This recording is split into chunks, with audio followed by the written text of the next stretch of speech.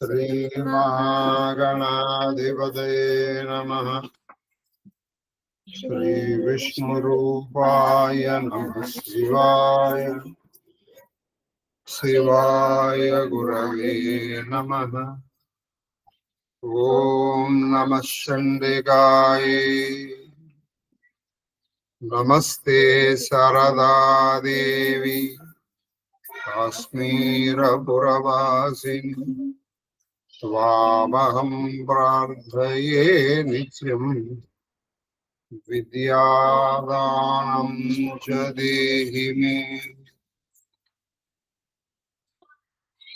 श्रीकृष्ण शरणं मम। श्रीकृष्ण शरणं मम। శ్రీకృష్ణ శరణం. మహాదేవ్ మహాదేవ్ మహాదేవ్. ఇష్టాగోష్ఠిగా సాగుతున్నటువంటి కాళహస్తీశ్వర మహత్యము రామచరితమానస ప్రవచన ప్రవాహ త్రిపదగామినిలో 27వ రోజు ప్రవచనం మనకి అయితే ఇవాళ కొంచెం ఆలస్యంగా ప్రారంభమైనందుకు కాళహస్తీశ్వరుని క్షమించమని అడుగుతూ ఆ రాముడి పాదపద్మాలకు నమస్కరించి ఇవాళ మాత్రం కొంచెం పని ఉండడం మూలంగా ఒక్క పద్యము ఒక్క చౌపాయి ఒక దోహ ఇవాళ. రేపటి నుంచి నేను ఒక ప్లాన్ వేసుకున్నాను. ఇవాళ స్పందనలో మహాదేవలో ఆఖరికి ఒక్క విషయం చెప్తాను. దయచేసి ఎవరు మహాదేవ్ చెప్పి వెళ్ళిపోకండి. ఇది నా మనవి. తర్వాత భగవంతుడు తన్మే మన శివ సంకల్పం వస్తుంది. భగవంతుడు మీ మనసులో ఎలా మనం అనుకుంటాం అన్ని మన మన ప్రయోజనం కాబట్టి ఎలా అనుకుంటే అలా చెప్పండి. కాళహస్తీశ్వర మహత్యంలో మనం 45 పద్యాలు చెప్పుకున్నాం. 46వ పద్యం చెప్పండి.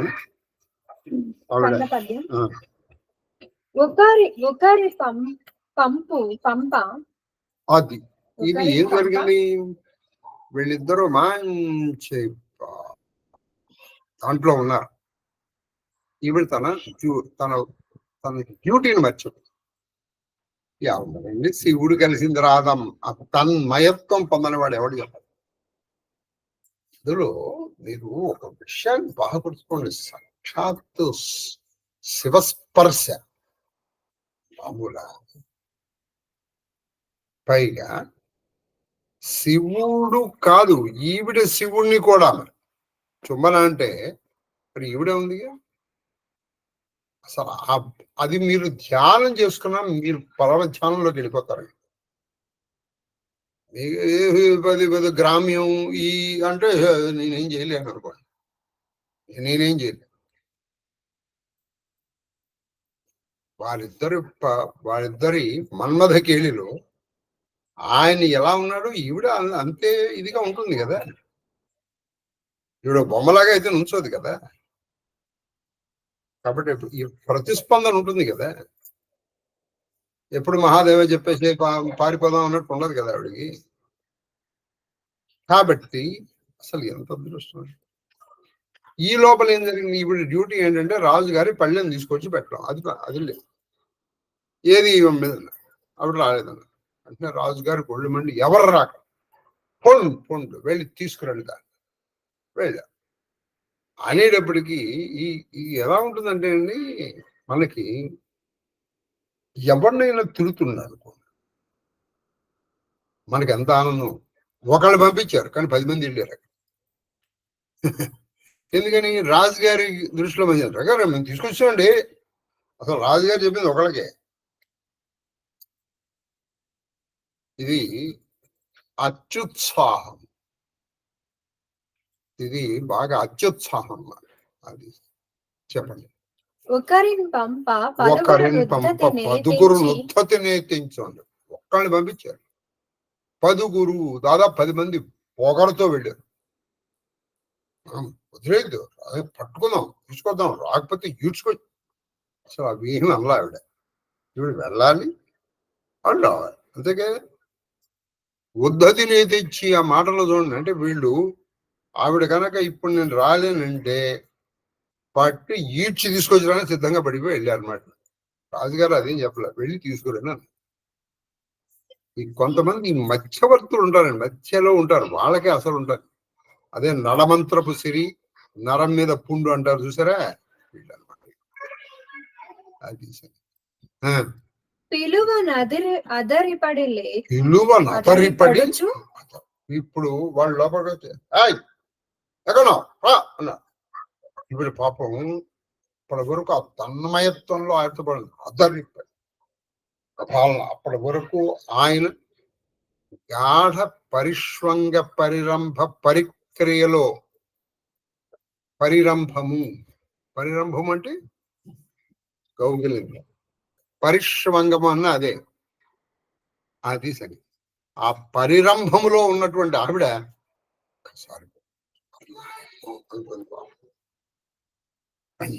ఇప్పుడు గుర్తొచ్చింది, రాజుగారు టైం అయిపోయింది, ఆ సమయానికి చేయాలి కదా అది. అదిరిపడి లేచి బెదిరి లేచి ఆవిడ ఉంది. అంతవరకు శయనం మీద ఉండి ఉండొచ్చు, లేదా నుంచుని ఉండొచ్చు. లేచి కొంచెం పక్కన లేచి భయము రాజు కడకు రయమున దివ్యంగా అది భయంతో. ఎంత భయం వచ్చిందంటే ఎంతేస్తాడు ఈ రాజు అనంతో. రాజు రయమున చాలా వేగంగా వెళ్ళింది, వేగంతో వెళ్ళి రయమున దివ్యంగా అంటే చాలా వేగం. ఏం జరుగుతుంది? వచ్చింది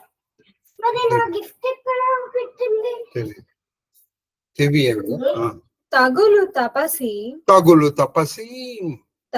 తపసి కడకు అవి. ఆవిడ ఒక విచిత్రమైన పద్ధతిలో ఉంది. ఆ ఫిజిక్స్ లో నాకు చిన్నప్పటి నుంచి ఫిజిక్స్ బయాలజీ పెద్దగా రాదండి. నేను చెప్పే దాంట్లో ఏమన్నా తప్పుంటే every one has got every right to correct me. అసలు నా ఎదుర్కొన్నాను బయాలజీ మాస్టర్స్ డిగ్రీ చేసిన వాడు కొంతమంది లా ఆఫ్ స్టెబిలిటీ అంటారు. లా ఆఫ్ స్టెబిలిటీ అంటే నేను తెలుగులో చదువుకున్నాను. ఒక రాయిని ఇద్దరు లేదా నలుగురు సమాన బలమైనటువంటి వాళ్ళు తాళ్ళు కట్టి వాళ్ళు సమాన బలంతో లాగుతున్నారు అనుకోండి, 4 వైపులు, లేదా ఇద్దరు లాగుతున్నారు, అది ఎటు వెళ్తుంది? ఎటు వెళ్ళదు, ఎక్కడ ఉన్న చోటే ఉంటుంది. దీన్నే లా ఆఫ్ స్టెబిలిటీ అంట. ఇద్దరు సమాన బలమైన వాళ్ళు సమాన బలముతో, లేదా 2 వైపులు కానీ 4 వైపులు, అది ఎక్కడికి కదలదు అని. ఇది ఇప్పుడు ఎందుకు చెప్పానంటే మనకు కూడా అప్పుడప్పుడు ఆ స్థితి వస్తుంది. ఈవిడ మనస్సు ఆ తపస్సి ఆ జంగమ దగ్గర పోగా లాగేస్తుంది. ఏంటికి తొక్కల ఉద్యోగం. ఆయన పరిరంభంలో ఉన్నటువంటి మాధుర్యం నీకు రాజు దగ్గరికి వస్తే ఏం అని అంటారు. రాజు అయ్యో ఆలస్యం అయిపోయింది, ఇప్పుడే రాజు భటుల్ని పంపించాడు, తొందరగా వెళ్ళకపోతే రాజు తన్ని ఏ విధంగా శిక్షిస్తాడు అన్న భయము ఈయన్ని వదిలేసి రాజు దగ్గరికి వెళ్ళమని చెప్తాడు. ఈ తపస్సు మీద తగిలిన మనస్సు ఈవిడ్ని తపస్సు దగ్గర రాజు మొదలుపెట్టి ఈయన దగ్గర ఉండమని అంటాడు. ఈ మధ్యలో ఇప్పుడు ఎక్కడ లాభం అండి, చదివితే చాలదు. ఈవిడ అటు వెళ్ళి మళ్ళీ లాగుతోంది, మళ్ళీ వస్తుంది ఇటువంటి జంగమదేవ. ఇక ఆయన ఏదో ఊరికి అర్చనలు ఈవిడ చేసిన అర్చనలు తీసుకుని వెళ్ళిపోవట్లా, ఈవిడ్ని పరిపూర్ణంగా అనుగ్రహిస్తున్నాడు. ఆది వదిలేసి రాజు అన్నాడు, ఉద్యోగం ఉంటే పోతే ఉద్యోగం శిక్షిస్తాడు పోని కానీ అమ్మో అది చేసి. కాబట్టి భయం ఇట్లాగుతోంది, మనస్సు ఇట్లా. వాళ్ళు చూడంటాడు, మనస్సు ఏగమంటది, మగత కొనకమంటది. అని. అంటే నిద్ర ఏమో పడుకోరా అంటారు, మనసేమో వెళ్ళి తినరా అంటారు. అలా ఆ రెండు విభిన్నమైన మనసాదులు కూడా వాడు ఎటు చేయకుండా ఇక్కడ ఉండిపోతాడు. ఆ స్థితిలో ఉంది ఆ తల్లి ఆ దాసి. ఇక్కడ విశేషాలు ఏం లేవు కదా. ఊర్వశి అది తోడి తెమ్మనుచు ఊర్వశి తోడి తెమ్మనుచు ఒక్కని పంప పదుండ్రు పారే. ఇందులో ఇది ఊర్వశి. ఒకప్పుడు ఊర్వశి కిందకు వచ్చింది. ఆ ఊర్వశిని తీసుకురామని ఇంద్రుడు పంపించాడు. చెప్తాను ఇది ఎట్లా ఉందంటే, ఒకళ్ళు పంపిస్తే 10 మంది వెళ్ళారట. ఊర్వశిని తెమ్మని దగ్గర 10 పారే. అది సంగతి. నాకు ఇంకా చెప్పాలనుంది. ఈ కాళహస్తీశ్వర మహత్యం ఇవాళ మా అబ్బాయితో చెప్పుకున్నాను. ఇప్పుడు నేను వదలలేకుండా ఉంది. అందుకే మీకు అతి త్వరలో కొంచెం ఈ సమయాన్ని పెంచాలని అనుకుంటున్నాను. సరే, అతి త్వరలో అంటే 1-2 రోజులు. ఇవాళకి ఒక భజన చాలు. నాకు కొంచెం పని ఉంది, జపం ఉంది.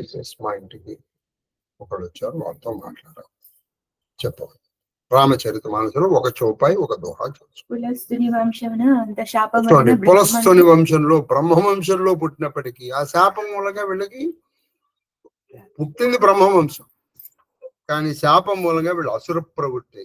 చూడండి, వీళ్ళు ఇంత పూర్వం చేసిన పుణ్యం వల్ల మంచి వంశంలో పుట్టారు పులస్తులు, బ్రాహ్మణ వంశులు.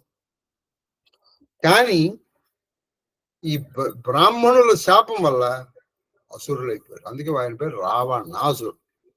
ఇక పూర్వం వాళ్ళు అసురులేం కాదు. పులస్సుడు కొడుకు విశ్రావసు, విశ్రావసు కొడుకు వైశ్రవుడు, అదే కుబేరుడు.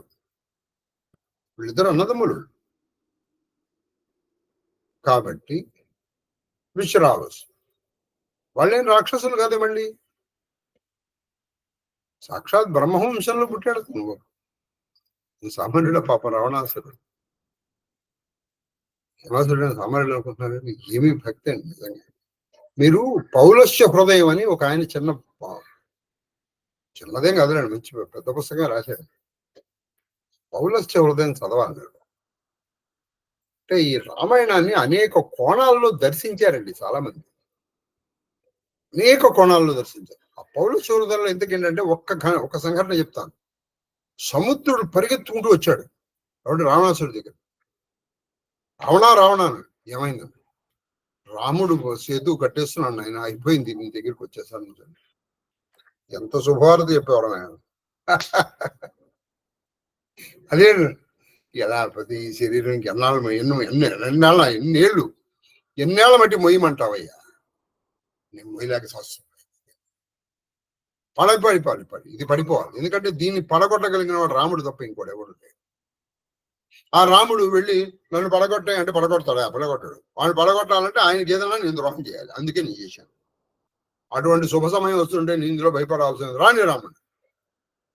పౌలస్య హృదయం అని ఇటువంటివి కొన్ని ఇన్సిడెంట్స్ తీసుకుని అసలు అతను ఎలా ఫీల్ అయ్యాడు, అతని జీవుడు ఎలా ఫీల్ అయ్యాడని రాశాడు.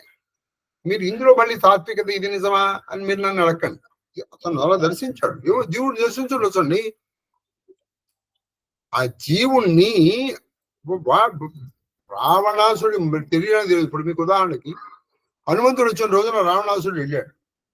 ఈయన ప్రతిరోజు పొద్దున్నే తెలంగాణ సీతాదేవి దగ్గరికి వెళ్ళి నువ్వు నన్ను పెళ్లి చేసుకుంటావా, నువ్వు నాతో ఉంటావా, ఇవన్నీ అడిగాడా? 10 నెలలు అయింది అప్పటికి. ఏదో సీతాదేవిని తీసుకొచ్చి. మరి సీతాదేవి దగ్గరికి రోజు ఇలా వచ్చి మాట్లాడుతున్నాడని ఎక్కడ రాయలేదే. వాల్మీకి రామాయణంలో రోజు పొద్దున్నే ఈయన వెళ్ళి సీతాదేవి దగ్గరికి వెళ్ళి నువ్వు నన్ను పెళ్లి, నువ్వు నన్ను నా దగ్గర రా, ఇవన్నీ చెప్పినట్టు ఎక్కడ రాయలేదు. వచ్చాడు, ఈవెన్ అక్కడ పెట్టేశాడు, అంతే. వెళ్ళాడు. మీరు అడగచ్చు, నీకెలా తెలుసు రాయలేదని అంటే, నీకెలా తెలుసు అంటే రాయలేదంటే మీకు మాట చెప్తాను.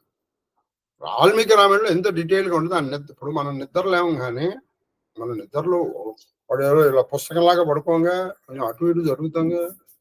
అటు ఇటు జరిగినప్పుడు కొంచెం వస్త్రం కొంచెం లూజ్ అవుతుంది. అందుకని పొద్దున్నే లేవగానే ఎవరైనా ఏం చేస్తారు, వస్త్రాన్ని సరి చేసుకుంటారు. అది కూడా రాశారు. ఆ రోజు పొద్దున్నే రావణుడు నిద్రలేచి పంచ చక్కగా కట్టుకుని, ఇంత డీటెయిల్ గా రాసిన వీళ్ళు అది చెప్తే రాయరు. అది నువ్వేం కంగారు పడకల, 12 వస్తాయి, 4 కాబట్టి లెక్క పెట్టు. నువ్వు లెక్క పెడుతున్నావు అన్న విషయం నాకు తెలుసు, నువ్వు చెప్పావు. చౌపాయి కీన్హా వివిధ కింహా వినిత వివిధ కింకా వివిధ కీన్హా వివిధ కింకా వివిధ तप तीन हु बाई तब 3 भाई परम उग्र नहीं परम उग्र नहीं भरनी सो जाई भरनी सो जाई गय हो निकटा गय वो निकटा तप देखी विदाता तब देखी तपा तप तब देखी उदाता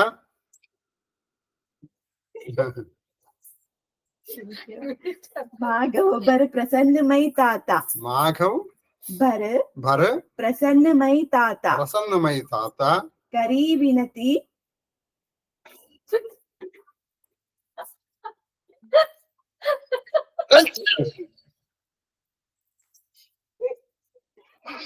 లెక్క పెట్టట్లేదు. అలా ఆగిపోమని చెప్పి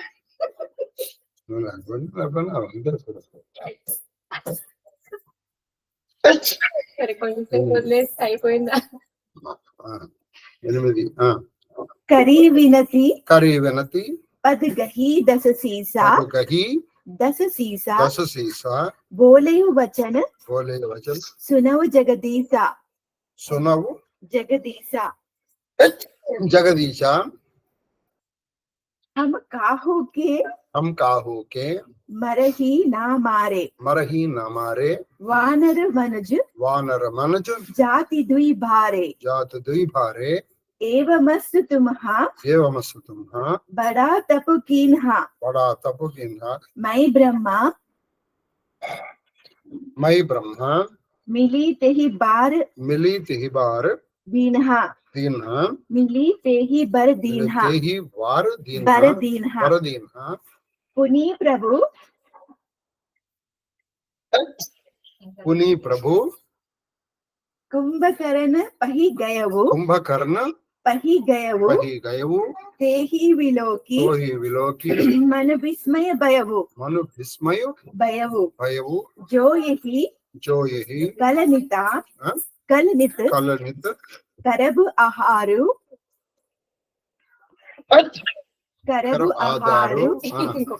होई सब उजारी संसारु सारद प्रेरी तासु मत मति फेरी मति फेरी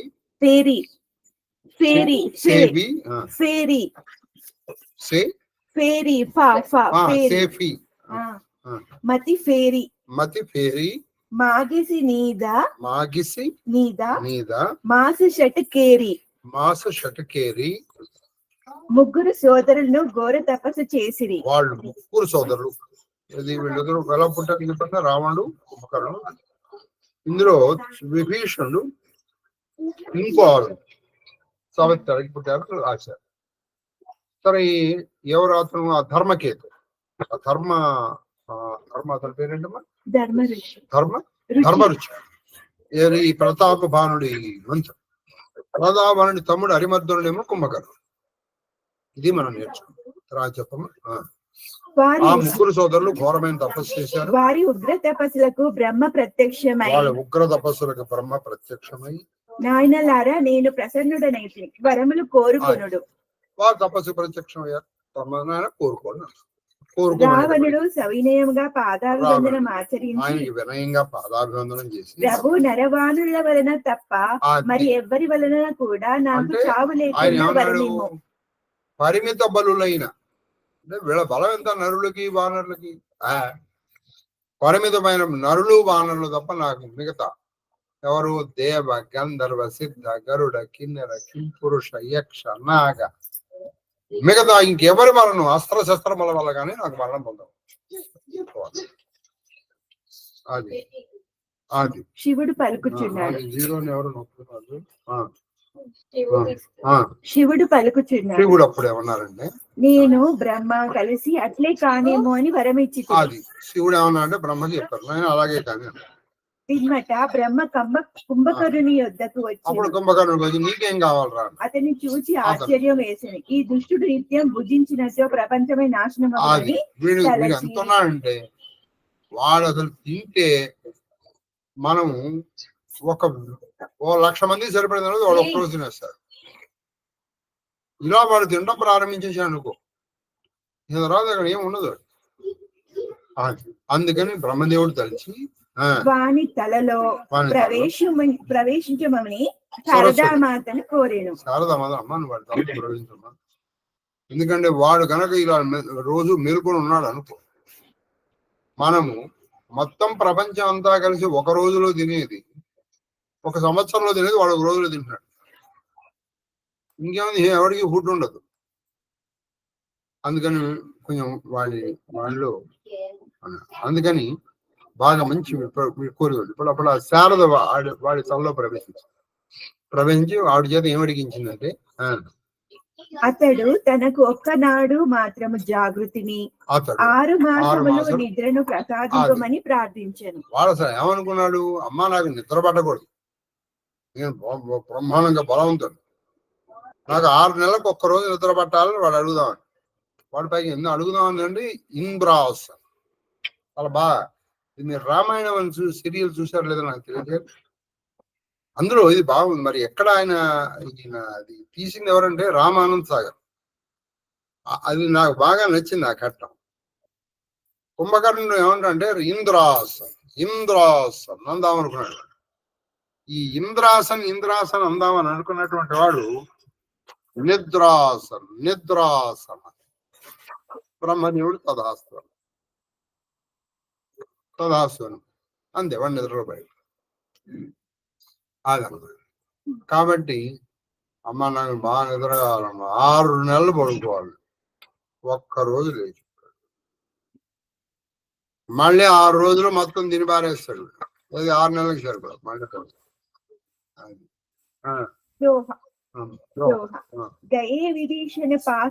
విభీషణ పాస్ వరుమాహు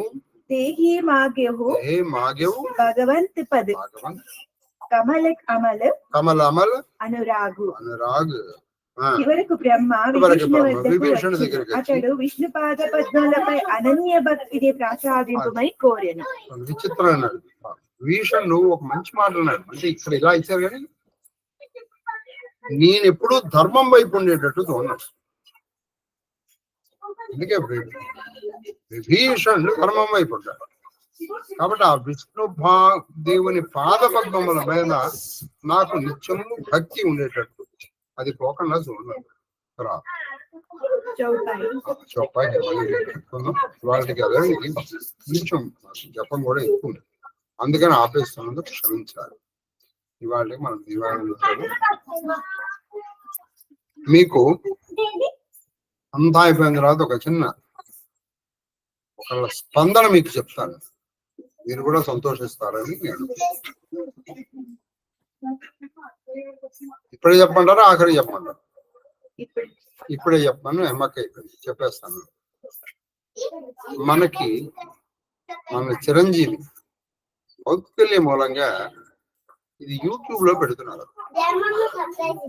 అది నిన్న 17వ పద్యం ఒక ఆవిడ విన్నది. నిన్న రాత్రి 10:30కి ఫోన్ చేశారు. ఎలా పొరగడ వాళ్ళ ఇంటి పేరు, ఆవిడ పేరు రాజ్యలక్ష్మి.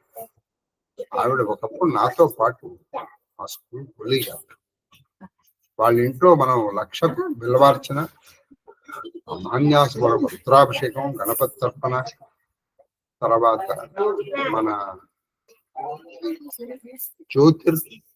శ్రీచక్ర పూజ, ఇవన్నీ అనేకం చేసాం వాళ్ళ ఇంట్లో. మీకు గుర్తుంటుంది. ఆవిడ నిన్న ఫోన్ చేసి ఇవాళ మధ్యాహ్నం మళ్ళీ ఫోన్ చేసి 2 విషయాలు చెప్పారు. ఆవిడ ఇప్పుడు ఇంచుమించు 75 ఏళ్ళు పైబడింది.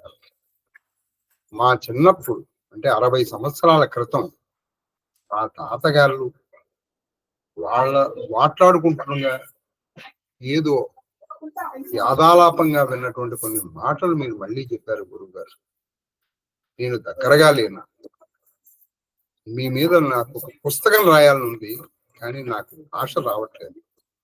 ఆవిడ చెప్పిన ప్రతి మాటని అదేదో నన్ను తెచ్చుకుందని కాదు, అది చదివే వాళ్ళు ఎంత శ్రద్ధగా చదువుతున్నారు. మీరు ఆ 17 పద్యంలో అమృతం సుధా కురిపించేశారు. మీరు తాగేసి ఎవరికి ఎంత వీలైతే అంత తాగేం అవ్వాలి. ఏమిటి అండి ఆ కోశములు, అన్నమయ కోశములు, ఎందుకని అది ఆ శ్లేష అలంకారం. ఇటువంటి ప్రతిస్పందన చాలా ముఖ్యం, బాగా గుర్తుపెట్టుకోవాలి. ఎప్పుడూ కూడా ఆ స్పందన ఉన్నప్పుడు మీకు ఖచ్చితంగా కొన్ని డౌట్లు వస్తాయి, లేదా మీకు నచ్చిందని మీరు చెప్పలేకపోతే ఇంకెందుకండి. అందుకే మీరు లలితాసనం చదివినప్పుడు ఆ స్పందన కలిగించడానికి అప్పుడు లలితామాత వచ్చింది, లేకపోతే అప్పటికి స్పందన లేదు. ఆ స్పందన లేకపోవడమే ఒక పెద్ద అది ఒక శాపం. స్పందించగలిగి 60 ఏళ్ళు ఉన్నది. ఆ తర్వాత ఆవిడ నాకు తెలుసు, ఆవిడ స్వయంగా మల్లాది చంద్రశేఖర శాస్త్రి గారిని, సామవేదం షణ్ముఖ శర్మ గారిని, ఇటువంటి ఆవిడ కలిశారు. వాళ్ళ చెల్లెలు అమెరికాలో ఉంటుంది. ఆ సామవేదం షణ్ముఖ శర్మ గారు ఇప్పుడు వాళ్ళ ఇంటికి వెళ్తారు. నేను ఎంతో మంది విన్నాను గురువు గారు, ఎవరో స్పృశించినటువంటి ఎన్నో మీరు స్పృశించారు. అమృత ధారలు తాగి అంటూ ఒక్క మాట అన్నారు. ఈ వయోభారం మూలంగా అనేక నొప్పులు ఉంటాయి కదా. చాలాసార్లు అనిపించింది, ఎందుకు ఇన్ని నొప్పులు, ఇన్ని బాధలతో బతికుండడం, దేవుడు తీసుకెళ్ళిపోతే బాగుండదా అనుకున్నాను. కానీ ఇప్పుడు నాకు తెలుస్తుంది ఉండడం ఎంత ప్రయోజనం. మీ అమృతం దాగి నేను అమృతత్వాన్ని పొందాను. ఆ 17వది విని ఆవిడ కొన్ని భారతంలో కూడా కొన్ని అధ్యాయాలు విని తనివి తీరక మళ్ళీ అదే ఉంటుంది. ఇటువంటి అవకాశం కల్పించినటువంటి మన చిరంజీవి మౌద్గల్య మనస్ఫూర్తిగా సభాముఖంగా కూడా దీవిస్తున్నాను. నేను సభాముఖంగా దీవించడం కాదు, వాళ్ళ ఆశీర్వచనాలు ఎలాగో ఆయనకు వచ్చేసి. శతమానం భవతి శతాయు పురుషేంద్రియ ఆయుష్ేంద్రియే ప్రతిష్ఠతి. ఆయన ఆదికవి నన్నయ్య కూడా మౌద్గల్య వాయిని. అటువంటి వాళ్ళు మళ్ళీ మీ వంశంలో పుట్టాలని కోరుకుంటున్నారు. మహాదేవ్. ఎందుకని చెప్పింది నేనైనా, అవకాశం కల్పించింది ఆయన కదా. మరి భాగవతం కూడా చెప్పాను, మరి వాళ్ళ అవకాశం ఎవరికి లేదు, అవకాశం కల్పించింది. చెప్పు ధూమాగ్రాభయం అనగా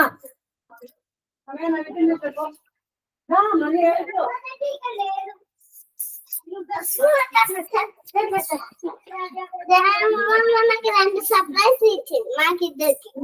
అన్నకేమో డ్రెస్ ఇంకా బాటిల్, నాకేమో డ్రెస్ ఇంకా బ్యాగ్. నాకు తెలీదు. నువ్వు చెప్పాలి, తాతకి ఇస్తేగా నేను తీసుకోండి.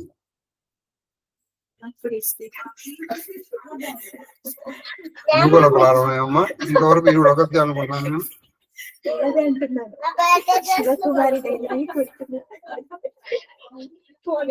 ఆ మాట కూడా రాసుకుంటా మీరే చెప్పుకోండి. నాకు ఇంకా నేను అడుగుతాను. అమ్మా ఆవిడకేదో బండి ఇచ్చావు, మరి నాకు ఇంకా లేదు, ఒకటే బండి లేదక్క, ఒక బైక్ అక్కడ తిప్పుతానే ఉంది. అట్లా తిప్పకూడదు. ధూపం ధూపం దీపం దీపం దీప ధూపానంతరం తీసుకొని నైవేద్యం ఈ స్పూన్ ఏంటి ఇట్లా ఉంది? ఆ చేతిలో చెప్పింది ఇంకా కొన్ని నేను కూడా రాదు. స్పూన్ బాగుండదు. కొంచెం చాలు. తొందరగా నాకు మళ్ళీ పూర్వ స్వాహ సర్వచేతన యూపాంత మాగ్యాం విద్యాం గుర్తించాల ప్రచోదయాత్ రోక్షాత్ పరిశించాత్ అత్తంతవా పరిశించామి షోడశ భార్యా సమేత అష్టపత్త పుత్ర పౌత్ర పరివేష్టిత శ్రీ కృష్ణ పరమాత్మే నమో నమః.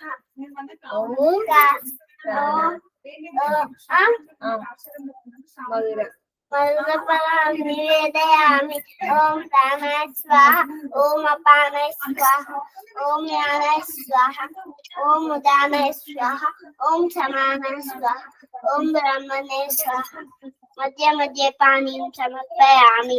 హస్తో ప్రక్షామి, పాదో ప్రక్షామి, ప్రక్షాళనం సమర్పయ తాంబూల చర్వనానంతరం పాత్మీయం సమర్పయామి. మహాని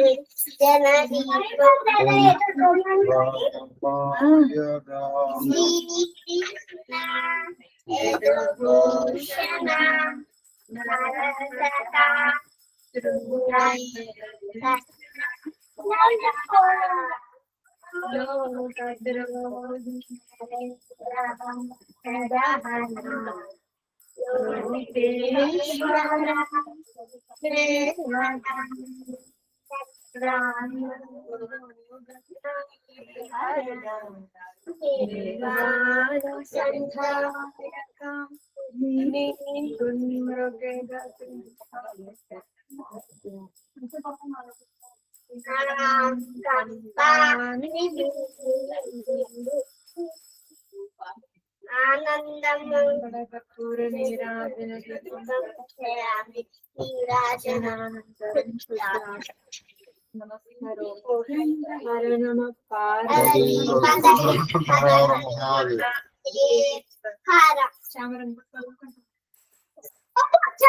మీరు తల్లిపోకండి. రెండు చామరాలు రెండు ఇష్టం. అయ్యో వద్దు అలా నాకు ఉన్నా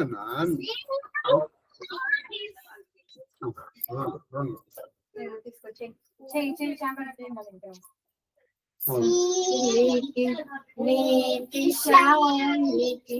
వశీకృత బాణహస్తని ఘోర విముక్త శిలాగోపిత పాలికి వర్ణధర్మ పరిపాలికి అర్జున భుజయుగ్మ సంచారికి మాలికి విపుల చక్ర నిరుద్ధ మరీచి మాలికి చామరం విజయమి. స్వస్తి ప్రజాభ్య పరిపాలయంతాం లోకా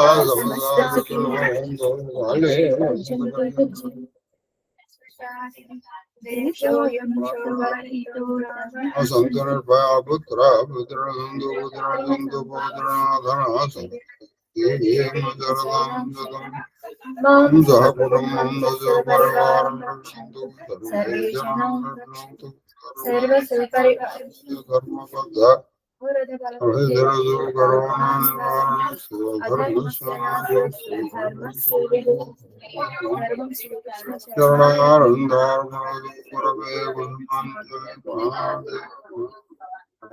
మహాదేవ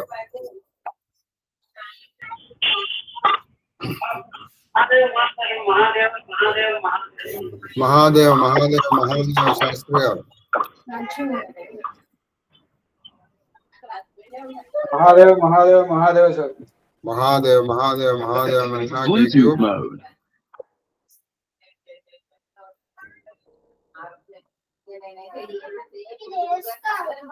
మహాదేవ మహాదేవ మహాదేవ మహాదేవ మహాదేవ మహాదేవ నైనా మౌద్గల్య ఈ ఆశీర్వచనాలన్నీ నీకే. అయ్యా ఎందుకంటే అయ్యా మీ దగ్గర వ్యక్తులు లేరు, మీరు ఒక్కళ్ళే ఉన్నారు, మీలోనే మేము అందరము ఉన్నాము. నా గురోరధికం నా గురోరధికం నా గురోరధికం. మహాదేవ మహాదేవ మహాదేవ అయ్యా మహాదేవ అనుగ్రహ ప్రాప్తిరస్తునైనా అయ్యా ఎందుకంటే పెద్దలు తత్వవేత్తలు చాలా మంది చెప్పారు, వయసు మీద పడిన వాళ్ళు అంటే ఎండిపోయిన టెంకాయ అని చెప్పి.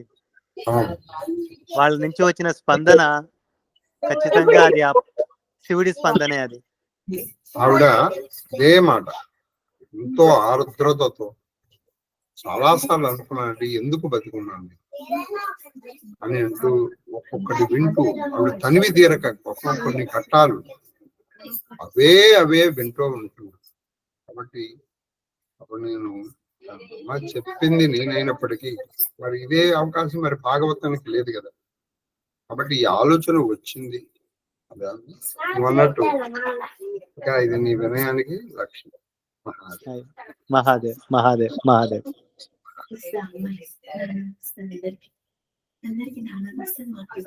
మహాదేవ గురువు గారు, మీ పాద పద్మములకు నా శిరస్సు వంచి శతకోటి నమస్కారాలు. అమ్మగారి పాద పద్మములకు నా శిరస్సు వంచి శతకోటి నమస్కారాలు. మహాదేవ మహాదేవ మహాదేవ మహాదేవ మహాదేవ మహాదేవ కన్నప్ప. మహాదేవ గురువు గారు.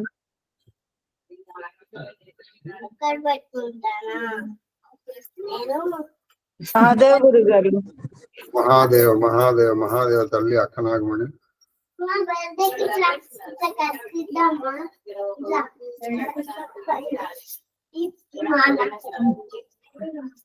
మరి ఆఫ్ చేస్తారా?